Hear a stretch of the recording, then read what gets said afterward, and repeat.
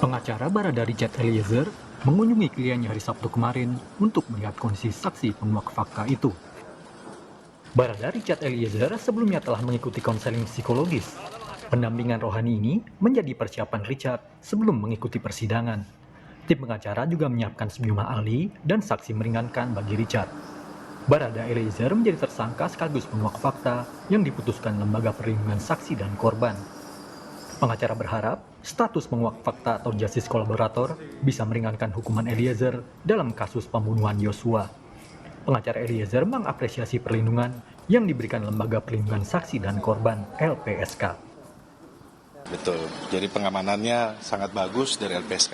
3 personil ya? Ya. Berarti standby selama 24 jam? 24 jam, jadi menjaga keamanan dari Baradae. Minta dukungannya lah untuk menghadapi persidangan.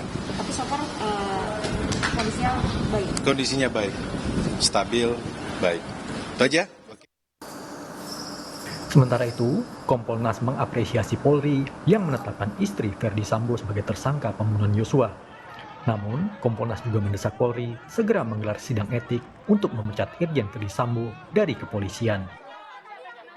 Saudara FS ini, proses kode etik, sidang kode etik dapat dilaksanakan dengan cepat dan dilakukan secara terbuka, di mana nanti publik akan bisa menyaksikan, dan Kompolnas juga akan hadir di sini dalam proses sidang kode etik. Kami berharap dengan adanya proses sidang kode etik tersebut, maka saudara FS akan segera dijatuhi putusan pemberhentian tidak dengan hormat atau dipecat dari kepolisian. Kalau saya masih lihat masih ada hegemoni kelompok di internal kepolisian ini.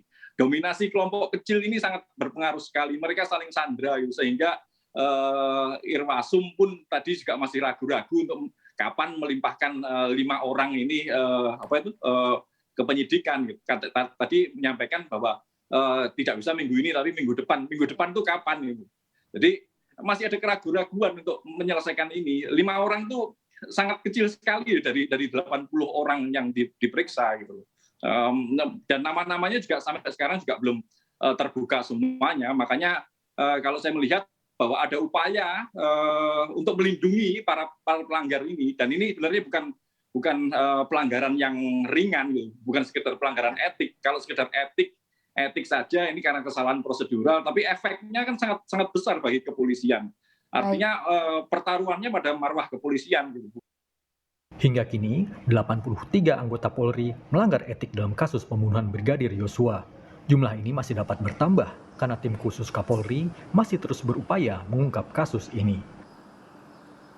Tim Liputan, Kompas TV. Informasi penyidikan kasus pembunuhan Brigadir Yosua usai ditetapkan Putri Chandrawati, istri Irjen Verdi Sambo sebagai tersangka pembunuhan berencana.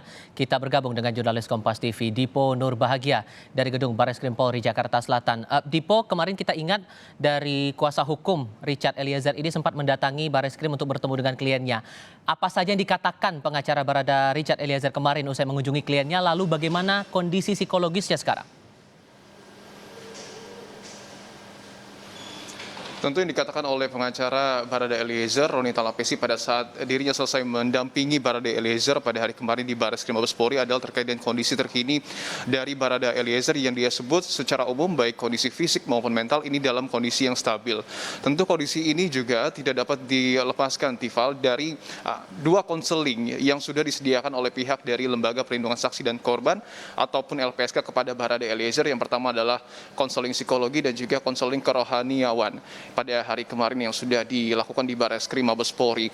Kalau kita ingat sedikit, memang ada sejumlah fasilitas ataupun ada sejumlah tindakan khusus yang dilakukan oleh LPSK kepada Barada Eliezer yang kini sudah berstatus sebagai penguak fakta. Yang pertama adalah melakukan penebalan pengamanan ataupun di rutan Barreskrim begitu selama 24 jam.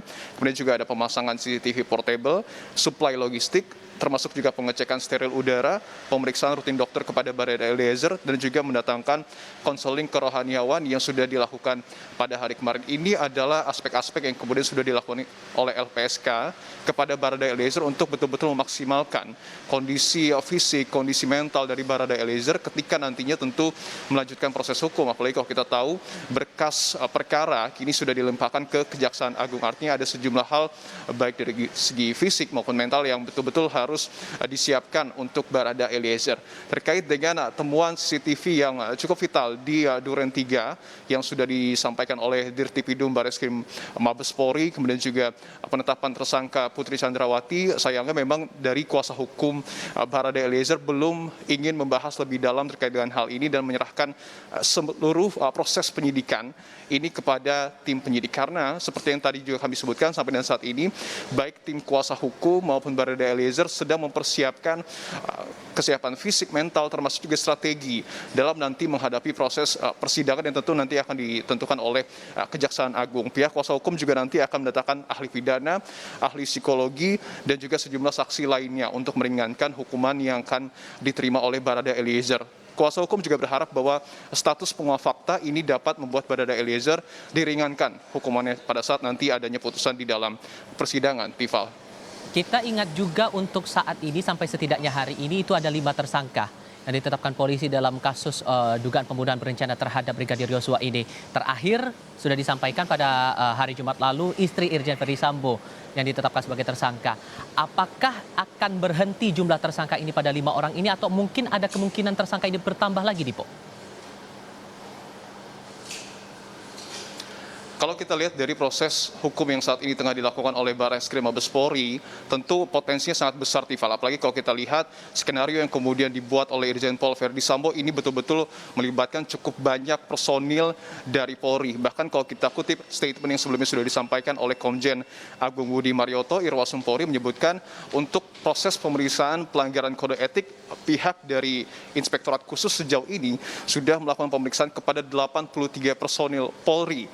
35 diantaranya sudah direkomendasikan untuk ditempatkan di tempat khusus, sementara 15 orang lainnya sudah ditempatkan di tempat khusus. Bahkan dari 15 orang ini, 6 orang diantaranya termasuk Irjen Pol Ferdisambo ini sangat berpotensi statusnya berubah dari saksi menjadi tersangka dalam kasus ini. Karena kalau kita lihat apa yang kemudian disampaikan oleh Irwasum Polri, ke-6 orang ini termasuk Irjen Pol Ferdisambo sangat besar peluangnya diduga melakukan tindak pidana obstruction of justice ataupun menghalang-halangi penyidikan. Artinya proses pemeriksaan kode etik yang dilakukan oleh Inspektorat Khusus kepada 6 orang ini sudah akan kemudian dilimpahkan ke Bareskrim Polri untuk diperiksa dan juga didalami apakah kemudian ada pelanggaran pidana di dalamnya atau tidak.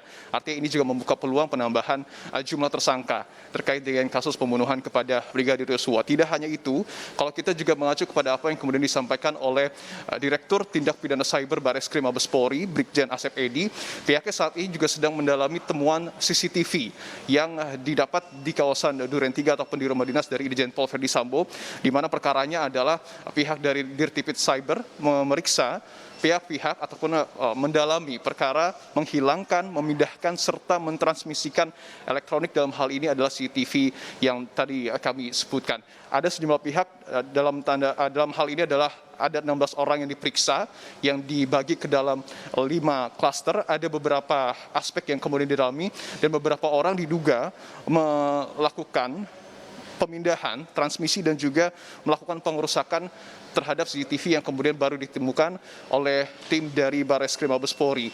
Ada sejumlah barang bukti juga yang sudah diamankan oleh Dirtipid Cyber, dalam hal ini adalah hard disk eksternal, tablet, DVR CCTV di Duren 3 dan juga laptop yang sudah diamankan. Pasalnya juga cukup banyak yang disangkakan, ada pasal 32 dan pasal 33 Undang-Undang ITE, kemudian juga pasal 221 dan pasal 223 KUHP dan juga pasal 55 dan 56 KUHP. Dari proses hukum yang baik yang dilakukan oleh Inspektorat Khusus dan juga Direktorat Tindak Pidana Cyber Bareskrim Mabes Polri, artinya patut digarisbawahi jumlah tersangka ini sangat memungkinkan untuk bertambah. Tetapi tentu kita masih harus melihat bagaimana kemudian nanti proses hukum yang saat ini tengah dijalankan oleh tim Sus Polri. Tifal. Dari Bareskrim Mabes Polri Jakarta Selatan, Dipo Nurbahagia melaporkan. Terima kasih.